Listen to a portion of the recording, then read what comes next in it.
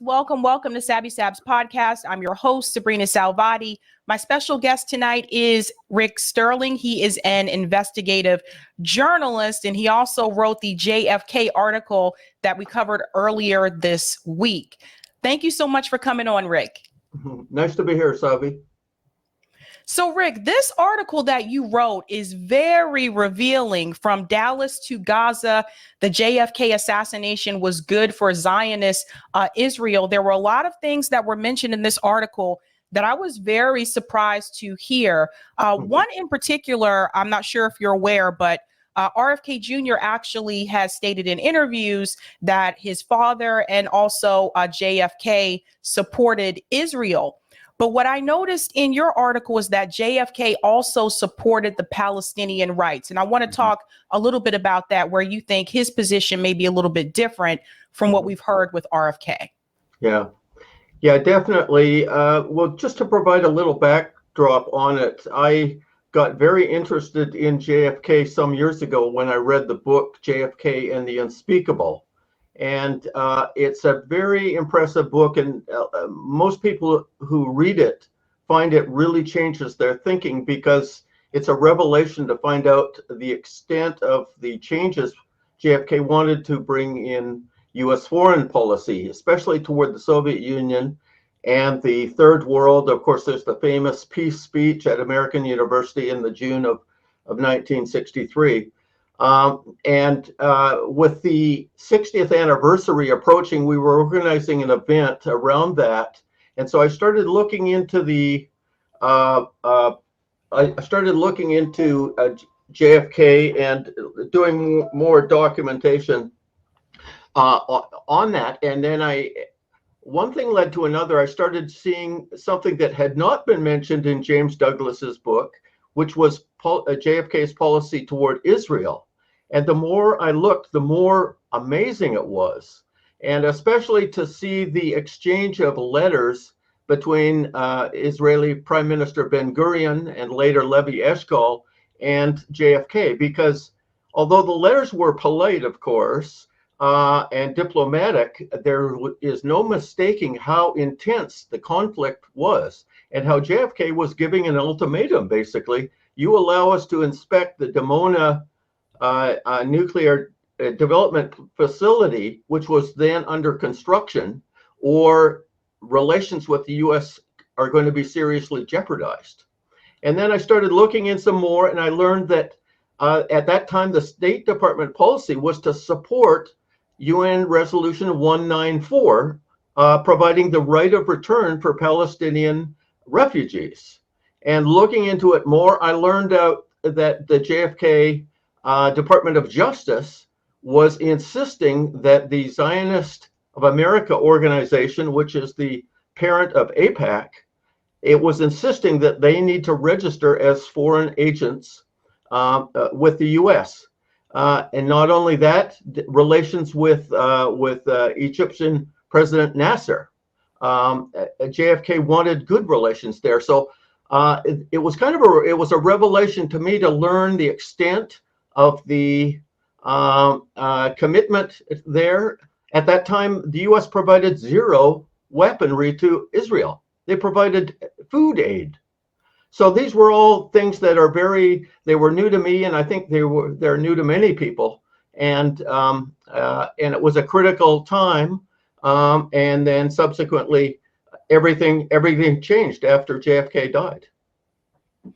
I want to dive into the nuclear weapons site, because one of the things that I noticed throughout the article, JFK felt that there was a need for him to actually visit that site. And there seemed to be tremendous pushback from Israel. They seemed to come up with all these different excuses, basically stalling that visit. And then before you know it, JFK was assassinated. Why do you think there was such that need for them to continue to stall that visit if they weren't doing anything that was potentially dangerous? And do you think things would have been different if JFK had lived and he had the opportunity to visit that nuclear weapons site? Well, the Israelis were intent on preventing the U.S. from doing a true inspection of the Dimona facility, because they knew it would reveal exactly what they were hiding, which was they were developing it to manufacture nuclear weapons. So that was they were intent on hiding that. They felt they had to hide it. They were intent on going ahead with it. And in fact, it was only about 3 weeks after Kennedy was assassinated that the plant went, the nuclear reactor went active. And after that, there could be no thorough inspection of the bottom of the facility because of the radiation. So this was it was a critical time. That the last half of 1963 was critical in so many ways. Do you feel that part of the reason that JFK may have been assassinated was because of his position in reference to Israel and the Palestinian people? I know one of the things that was mentioned is that he did feel like there should have been some type of push towards a solution, possibly a two-state solution. Mm-hmm. Do you feel that's part of the reason why JFK may have been assassinated? I think it's definitely possible. There was a very strong motive from the Zionists to not allow the U.S. to inspect the facility. And there was a very strong need to not hamper the Zionist of America organization. So at that time, another interesting element to this story that was new to me and that I learned is that at that time in the early 1960s, the American Jewish Committee was not in lockstep with Israel. There was a major organization called the American Council on Judaism, which was staunchly against Zionism and staunchly against the Zionists of America.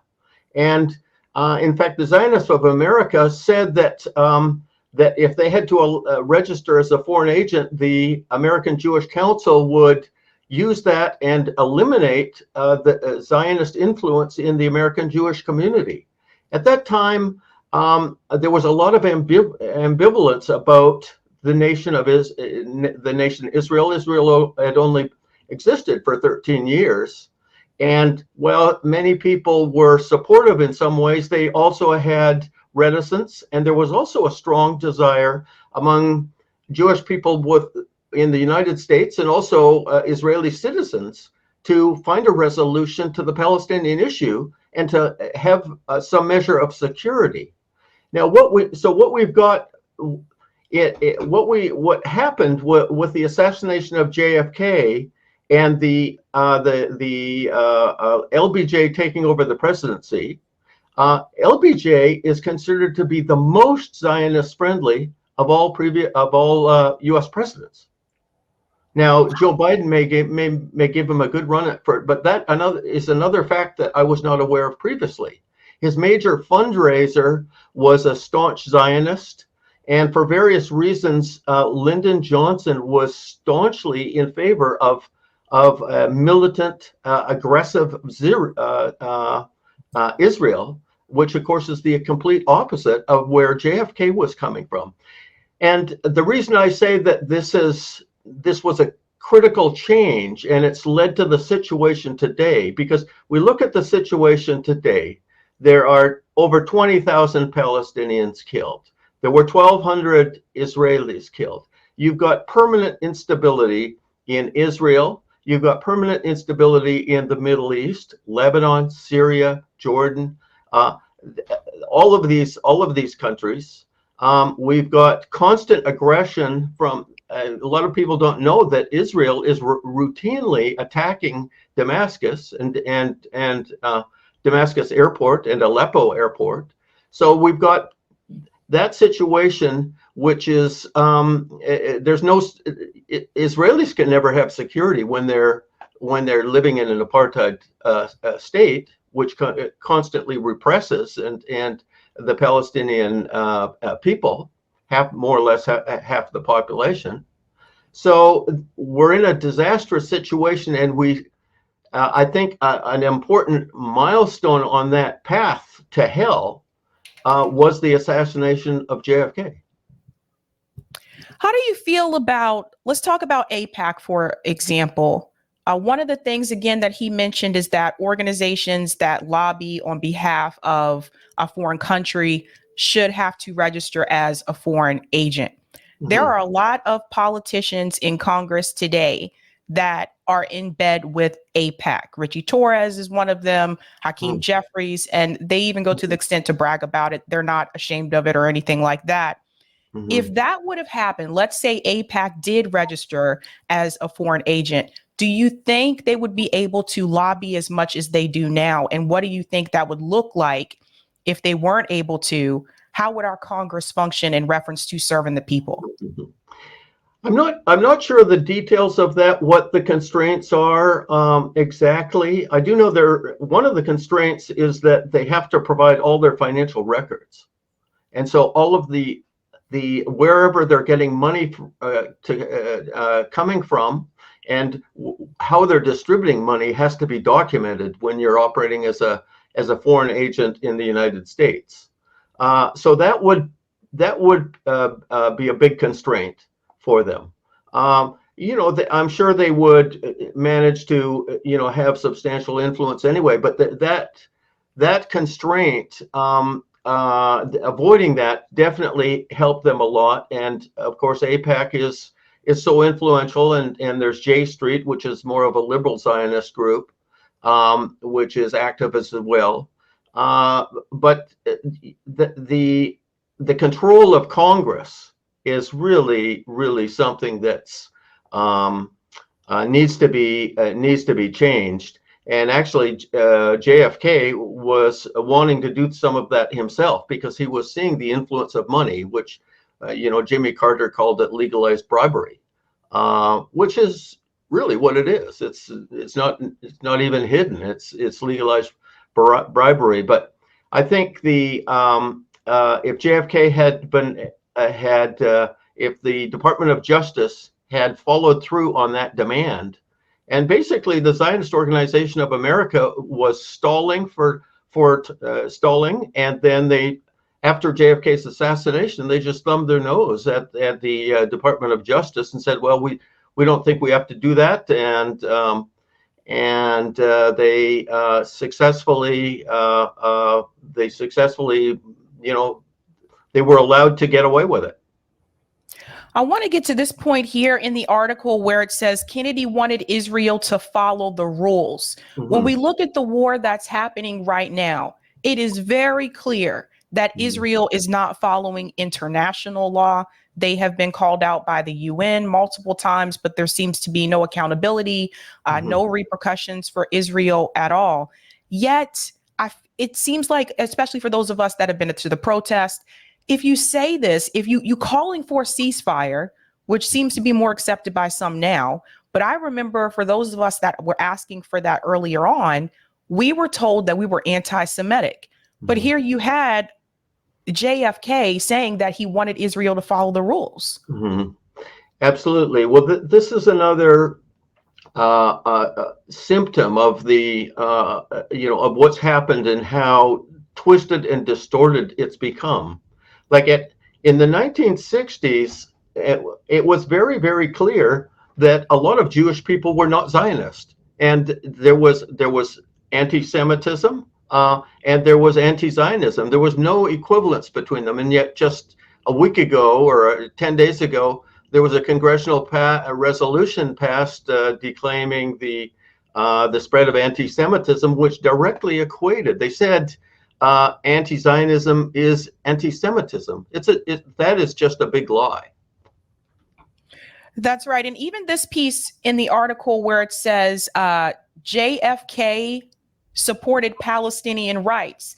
Now, those of us that are calling for the Palestinian people to have some type of self-determination, to have those rights, we're also smeared as anti-Semitic. How many people do you think are actually aware of how JFK felt about this particular issue? Because I was surprised when I read this article, I was very shocked because this is not what I was told.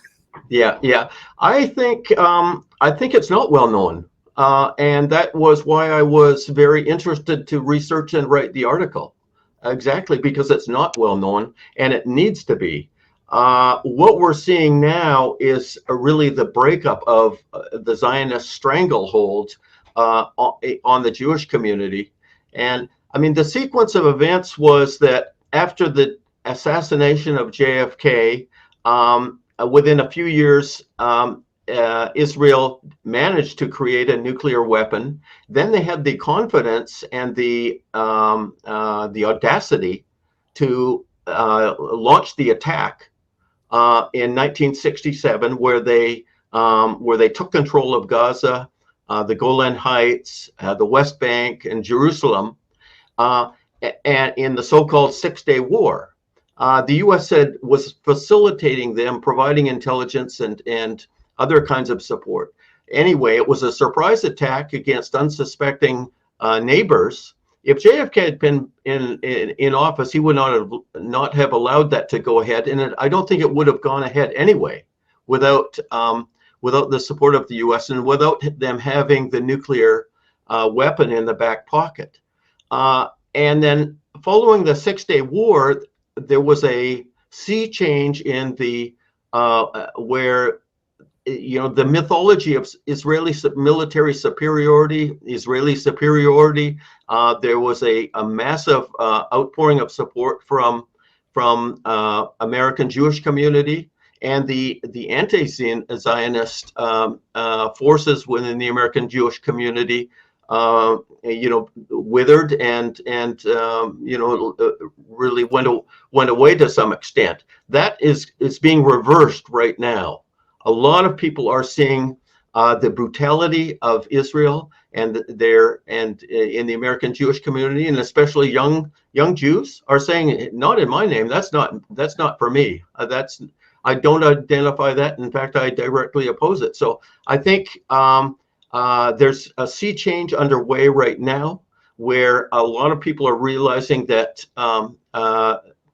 Israel has developed all the characteristics of a fascist state. It's got an extreme ultra-nationalism.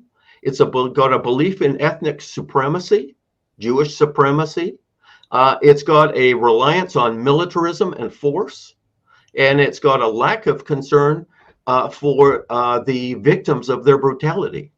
So it's not only an apartheid state, which all the leading human rights organizations have said it is an apartheid state. Now it's becoming a fascist state. And I think this is what JFK was afraid of. When you mentioned here, Kennedy tried to stop Israel's nuclear program. Somehow we went from that to Israel developing the Iron Dome to the statement, Israel has the right to defend itself. And that statement's been around before October 7th. And this is just very telling, this idea that you have the right to defend yourself, but you're not allowed to say, well, Gaza has the right to defend theirself, or the Palestinians in the West Bank have the right to defend theirself. It's as if they're just supposed to remain occupied and oppressed. Yeah, exactly. Yeah, they're not defending them. It's not defending itself. It's defending its occupation. It's defending its apartheid, or it's defending its imposition of a concentration camp on 2 million people in Gaza.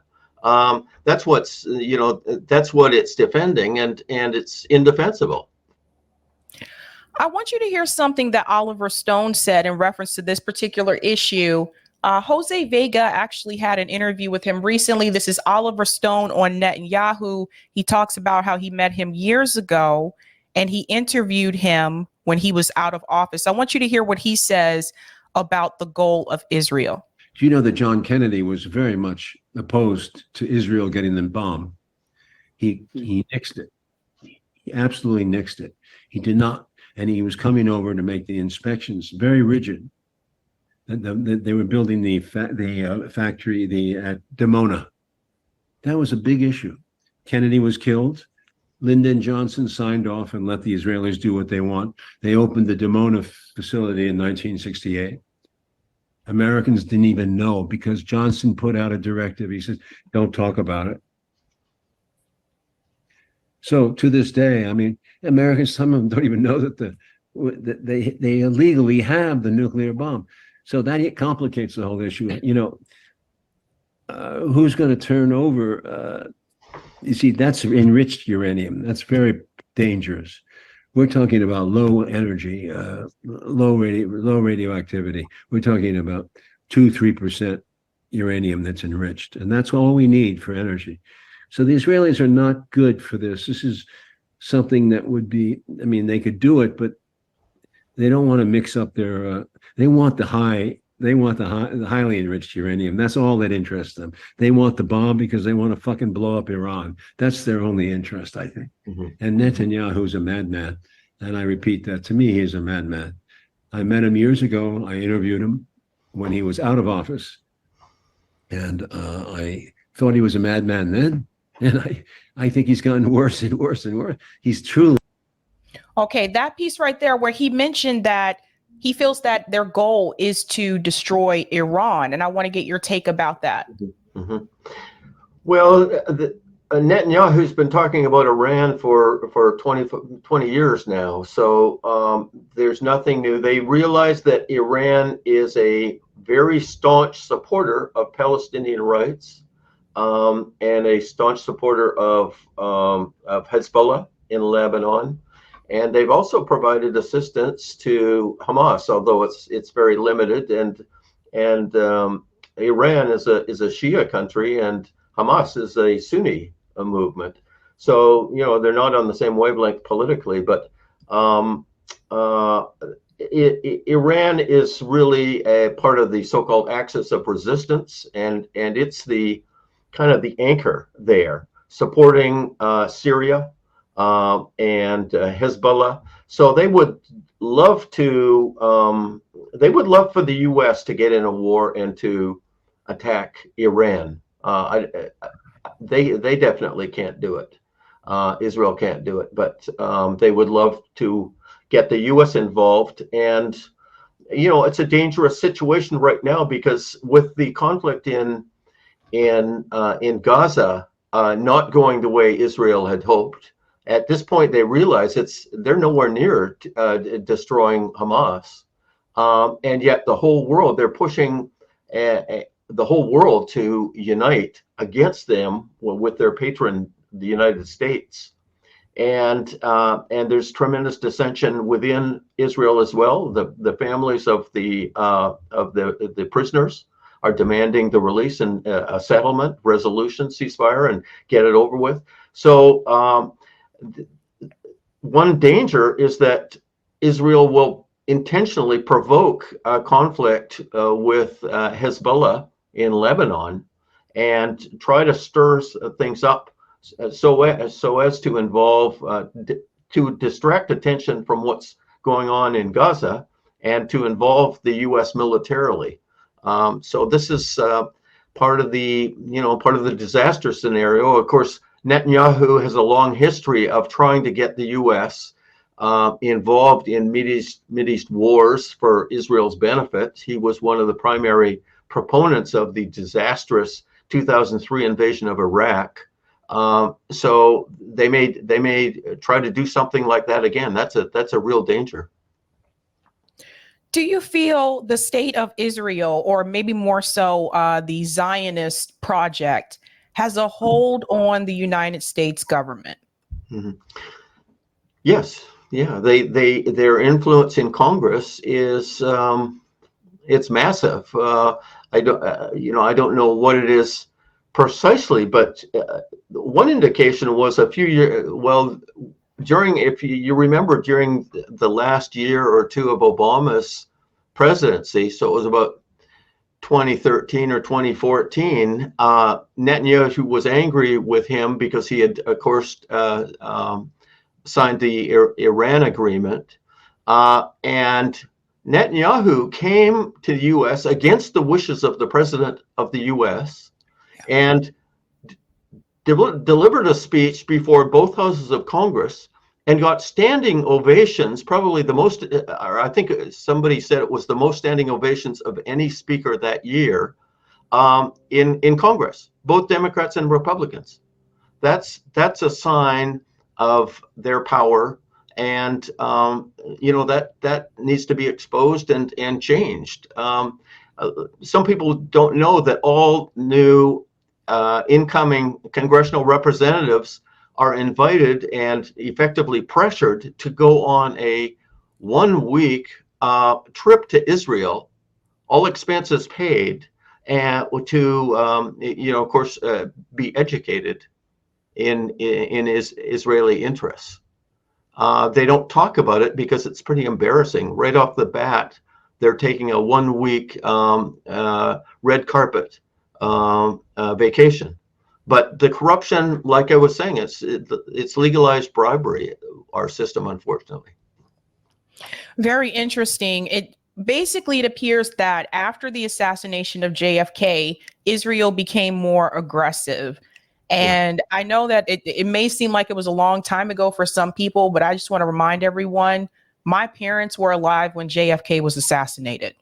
So it really wasn't that long ago. And look how much the state of Israel has done since then. The illegal settlements in the West Bank, driving the Palestinian people out of their home, occupying people in Gaza, limiting their access to water, giving them dirty water, limiting electricity, which hospitals need to use electricity. So much has happened in that short amount of time. This isn't like, it's different. Like if I talk about slavery, because that's like hundreds of years ago. But when we're talking about the state of Israel, the creation of Israel, the Nakba, and moving forward, and then the assassination of JFK, that really was not that long ago. And this is what I want people to fully grasp. Like a lot has happened in a short amount of time. Yeah, exactly. And my South African friend Mpo, I was in Syria with Mpo, and the South Africans say that apartheid against Palestinians in Israel is worse than apartheid in South Africa was. There's a representative from the African National Congress. So it's really severe, and I think there's no security for Israelis. They're sitting on a perpetual powder keg, and it's like Professor Mazen Kumsia said. The uprising on October 7 was totally predictable. You can't compress people in a prison camp, in a concentration camp like that for year after year after year, and not have an explosion at some point. So it was inevitable, and there's no solution to it. Israel says they want to eliminate Hamas. You can't eliminate Hamas. That's a movement. What they're doing is killing as many Palestinians as they can. There's over 20,000 that are named killed. That's not counting all the ones who are unnamed under the rubble. That's not counting all the 100,000 who are injured, some of whom will die because there's no hospitals. That's not counting all the disease. So it's a tragic situation that could have been possibly avoided if JFK had lived and won a second term in 1964. He would have been president until 1968. He was trying to chart a new U.S. foreign policy. He wanted Israel to come to a resolution of the Palestinian refugee issue. And if they had done that, if they had not got the nuclear bomb and waged their aggressive attacks on neighboring countries, who knows? Things could be very different. I agree. Another thing I wanted to mention as well, moving forward, this idea of a two-state solution. So Netanyahu has gone on record saying that he does not support a two-state solution. He's been saying this since the 1970s. After this war ends, what do you think? Where do we begin? What are the next steps? Because I have the feeling that I have is that Gaza is going to be destroyed, and what's left of the people there are going to be forced to go somewhere else. Now, I've heard stories about refugee camps in Lebanon. Israel takes over what's left of Gaza. They do redevelopment there. And then they start to focus on the West Bank and they remove the rest of the Palestinian people that are there. And next thing you know, this is part of the greater Israel. What do you think is going to happen? And where do you think the U.S. government will land on this? Mhm. I think definitely Netanyahu and the people in his organization and the even further right, they want to eliminate the Palestinians. They want to carry out Nakba 2. They wanted to push all the people in Gaza into the Sinai, across the into Egypt, never to return. And then they'll escalate the pressure and making life more and more unlivable in the West Bank. But I don't think they are not going to succeed in that. Egypt won't allow it. Jordan won't allow it. Even the U.S. realizes this is one step too far. They can't allow that. It's too blatant. And right now, the U.S. Realizes that they're getting the reputation of Israel and the West, and especially the U.S. is going downhill very fast. The hypocrisy is there for all to see. So I think there's going to be they're going to have to stop the bloodshed at a certain point, and it's not going to be a resolution. What can change it, and what's the long-term prognosis? I think it depends on the worldwide community, frankly. Just like in South Africa, it took a massive international movement to put pressure to boycott, to pass sanctions on South African apartheid. That needs to be really, really escalated. Of course, there's been a BDS call from the Palestinians for 15 years now.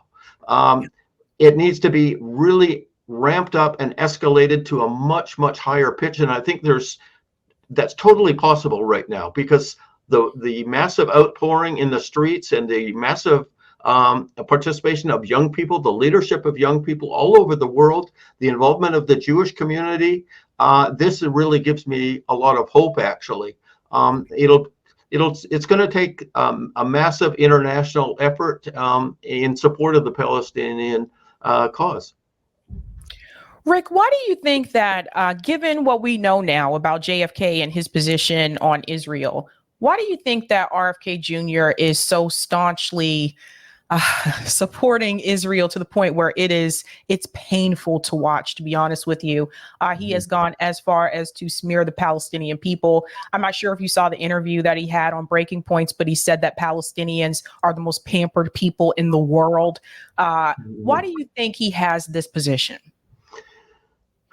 I have some people say it's his chief advisor is there's a rabbi who's his chief advisor who's also given him his education on the Middle East. But it's bewildering to me, because on many issues he comes across as quite well informed and intelligent, and even on the issue of Syria and the U.S. support for the quote unquote moderate rebels who were basically terrorists. He had a good position against U.S. intervention, against U.S. bases in Syria. So why he is so out to lunch on Israel to an absurd extent is a mystery. Yes, and he even refuses to have this conversation with people who want to educate him about it. Max Blumenthal has offered to have this discussion with him. He's not willing to have this discussion with people, particularly on the left, that support the Palestinian struggle. And it's very strange, given what I know now, thanks to your article about JFK. And if I know this, if you did the research, you looked this up, if I know this now, and you know this, I'm pretty sure RFK Jr. probably knows this too. Mm-hmm. I doubt he does, to be honest, because a lot of the stuff has been hidden, and like you have to look at the actual letters between Ben-Gurion and JFK, and they've been top secret. And it's only in recent years that they've been disclosed. So they're at the National Security Archive, and I have links in the article to the specific letters. But one almost has to read it to grasp And as soon as you do read it, it's very easy to see, wow, this is an intense conflict. But I think it's not well known. For example, the book that I was telling you about, which is so outstanding in many respects, JFK and the Unspeakable, there's nothing on Israel in there. Now, he does do a good job of documenting JFK's policy of friendship toward Gamal Abdel Nasser and the support for Algerian independence. But the points we're bringing up here about Israel are not in the book, so it's really not well known. Even when it comes to, I remember when we learned about JFK in school, this was never mentioned about JFK. Yeah. So it's really interesting. It's great that these documents have been unsealed. And I really do believe, like, reading over this, I really do believe like this is part of the reason that JFK was assassinated, in my opinion. I thought of other reasons before. I thought like maybe because he wanted more like social programs. I know he gave a speech about that before, but now that I know this, I feel like this might be more so the reason. Yeah. Yeah, it's definitely the case. This was a big, the Zionists in Israel had a huge motive to see JFK gone. Based on what you have discovered, do you believe that Lee Harvey Oswald killed JFK? Oh, absolutely not. There's many books on this, but the JFK or the James Douglas book has just amazing detail there on that, showing that that's completely bogus. He was just what he said he was. I'm a patsy. So there were other people, and we put on this program recently with a couple of the national experts, Dr. Gary Aguilar and Bill Simpich. Did a nice presentation here in Walnut Creek to a good audience, documenting how that false narrative. No, the kill shot was from in front, from the grassy knoll, and there's a lot of evidence to support that now. Awesome. Well, Ray, thank you so much for your time. Not Ray, excuse me, Rick. Thank you so much for your time. Also, where can people find your work? I'm published at antiwar.com, LA Progressive, Dissident Voice, Global Research, and other publications. El Mayadeen as well in the Middle East. Awesome, Rick. Thank you so much. Okay, nice. Thanks, Sabby. Bye. Bye-bye.